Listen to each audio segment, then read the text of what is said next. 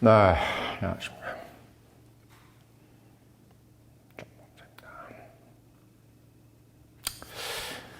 정말 생각할수록 트럼프 대통령에게 감사하다라는 생각이 듭니다.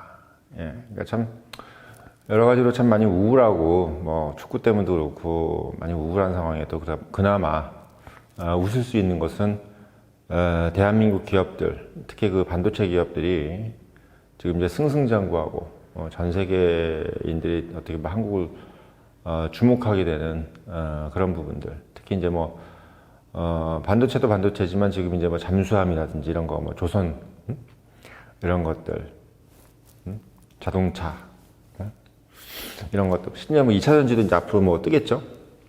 그러니까 그런 부분들을 봤을 때는 과연 이렇게 된 것이 정말 우리만의 실력이었나 이런 생각이 좀 드는데 정말 어떻게 보면 기가 막힌 인연인 거죠. 트럼프가 2017년도부터 미국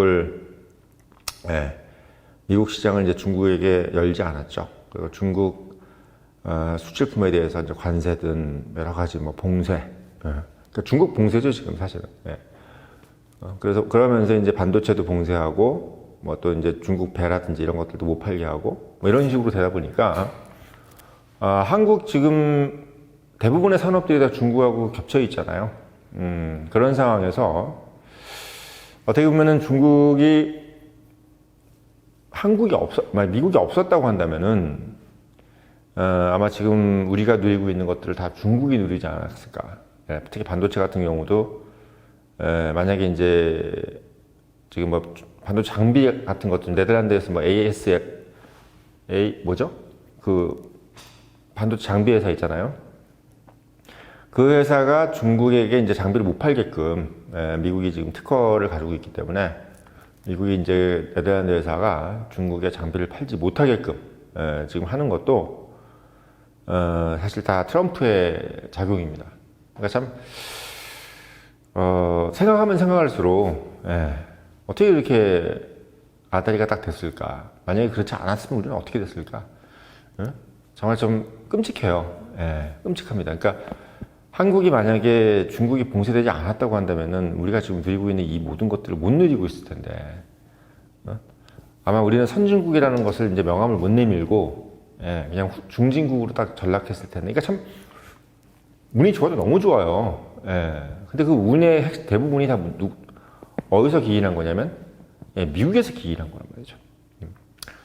근데 그걸 생각할 때마다 정말 감사하다는 생각이 들어요. 그러니까 지금 우리 뭐 이렇게 좌파 언론들 같은 경우가 트럼프에 대해서 되게 좀 안 좋게 얘기를 하잖아요. 뭐 트럼프가 어쩌고 뭐 미치광이 영감쟁이처럼 이렇게 얘기를 하는데 사실 어떻게 보면 지금 유가를 이렇게 급락시킨 것도 다 트럼프고 뭐 전쟁에서 유가가 올랐다 하지만 사실은 이제 결국은 이제 그 베네수엘라라든지 이란 석유마저도 다 지금 시장으로 다 나오게끔 만든 사람도 트럼프거든요.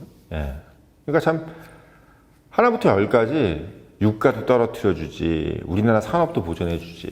그러니까 참 삼성전자 같은 경우도 그렇지만 이제는 뭐 전반적으로 다 우리 산업들 어떻게 보면 중국의 추격에서 자유롭게 해주는 그런 부분들이 결국은 트럼프가 우리에게 준 선물입니다. 그런 것들을 좀 우리가 알고 있어야 되는데 너무 우리나라 언론들이 그런 부분들을 얘기를 안 해주기 때문에 청년의 힘에서라도 그렇게 얘기를 좀 해줘야 되지 않겠냐라는 생각이 드는 겁니다. 저는 솔직히 우파고 좌파고 그런 것도 없어요.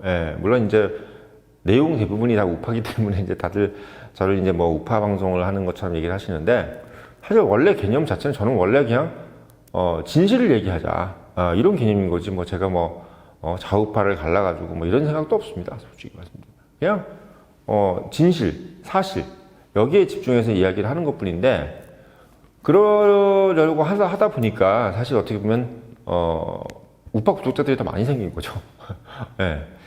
제 영상은 어떻게 보면 처음부터 뭘 정치적으로 갈라 놓으려고 한 것도 없고 또 그렇게 시작된 것도 없습니다. 그러니까 미국이란 나라에 대한 어떤 그 진실도 정확하게 우리가 얘기를 해야지 안 그러면은 정말 사실 좀 우스워지는 거죠. 예, 우스워지는 겁니다. 그러니까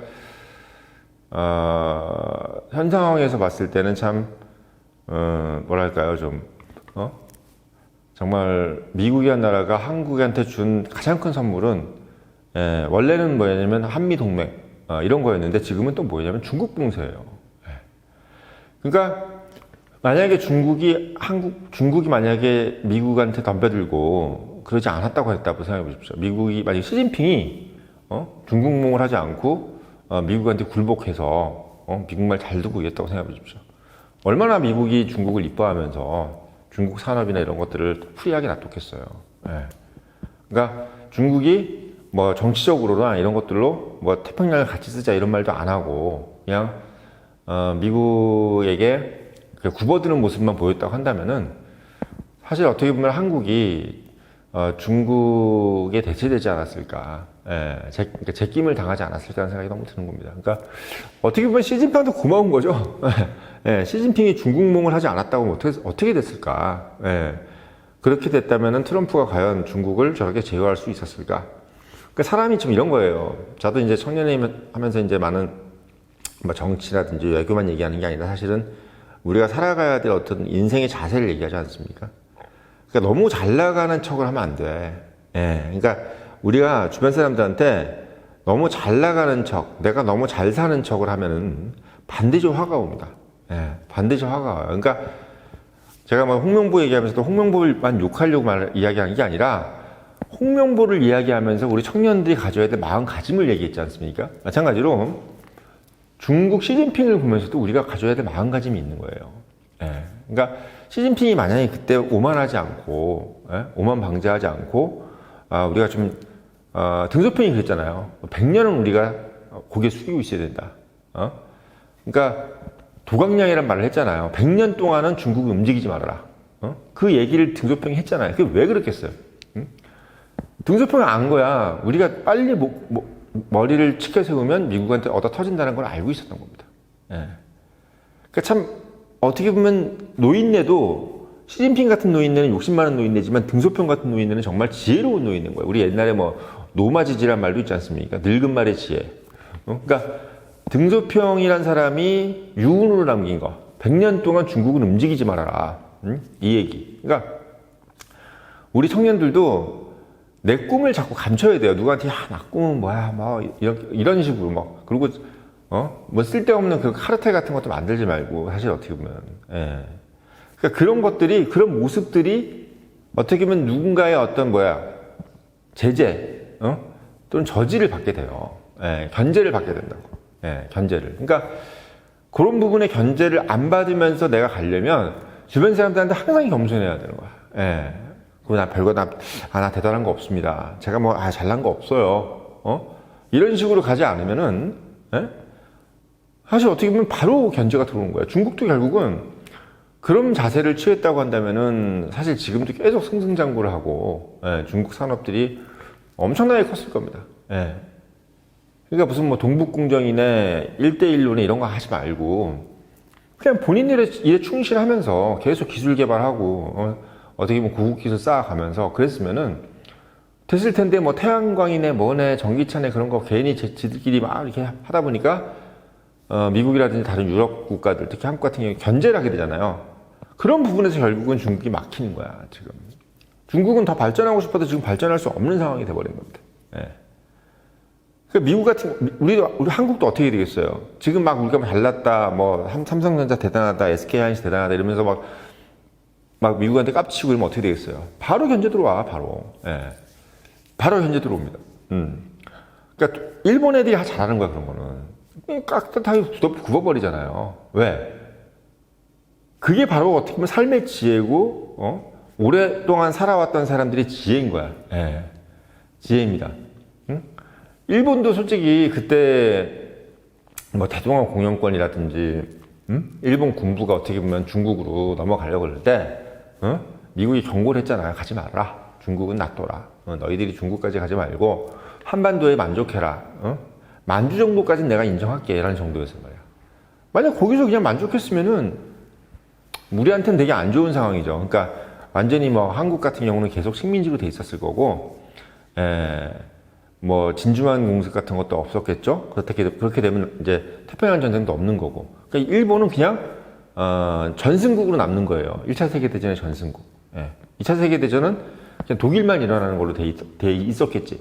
그러니까 그렇게 됐으면은 일본하고 미국은 지금까지도 되게 잘 지내는 국가가 돼 있을 거고, 아시아 전체의 절반이 그냥 다 어떻게 보면 일본의 영향권이고, 그리고 중국 같은 경우도 일본에 의해서 어떻게 보면 뭐 절반 정도는 영향권으로 가져가는, 아주 어떻게 보면 참 한국 입장에서 봤을 때는 상당히 괴로운 상황으로 갔을 텐데, 그걸 못 참고 일본도 결국 어떻게 했다? 뭐 진주만 공습하고 중국 중일 전쟁하고 동남아에서 인팔 전쟁이나 이런 거 하면서 결국 어떻게 됐어요? 결국 완전히 그냥 자기가 점령된 거 다 잃고 나라 쑥대밭 되고 이런 식으로 하는 거예요. 그러니까 중간에 뭔가를 끊는 맛, 이게 있어야 되는 거예요. 이게 되게 중요해. 중간에 뭘 끊어줘야 되는 거야. 이거 안 끊어주면은 상당히 어려워지는 상황이 도래한다. 그러니까 중국도 그렇고 참 보면 일본도 그렇고 항상 그 기로에서 그 선을 넘어버리는 거, 이게 결국 어떻게 보면 그 나라의 어떤 멸망을 가져오는 그런 부분이 되는 겁니다. 중국도 저러다가 결국은 이제 멸망하는 거예요. 그러니까 한국도 어떻게 보면 이런 걸 잘 우리가 알고 우리가 좀 가야 돼. 그러니까 우리는 물론 뭐 국가의 규모 자체가 어디 가서 뭐 이렇게 자랑질하고 이렇지 않을 수 있는 그런 정도의 사이즈이기 때문에 사실 우리가 어떻게 보면 이렇게까지 발전할 수 있었을지도 몰라요. 그러니까 너무 내가 잘나고 내가 너무 규모가 크고 너무 막강한 것도 어떻게 보면 견제를 받을 수 있는 가장 큰 요인이 될 수 있는 거죠. 중국이 만약에 이렇게 큰 나라가 아니었다 그러면 이렇게 견제를 받지 않았을 거고, 일본도 그냥 그 섬 정도에서 한반도 정도만 만약에 차지했다면 아마 이렇게 큰 견제를 받지 않았을 거예요. 그렇게 견제를 받지 않았을 겁니다. 그러니까 참 보면 역사의 아이러니죠. 진짜 아이러니예요. 이런 부분들이 사실 어떻게 보면 우리가 지금까지 지난 100년 동안 우리가 어떻게 보면 인생을 그러니까 우리 사람의 인생과 비추어 봤을 때도 지난 100년의 역사를 보면은 우리가 어떻게 살아야 되는지가 이제 인간 한 개인의 인생도 보여지는 겁니다. 그런 얘기를 써놓은 게 본부장이 시대를 말한다야. 그러니까 22개 나라를 가지고 22개 나라를 가지고 인간의 인생에 비유해 준 거죠.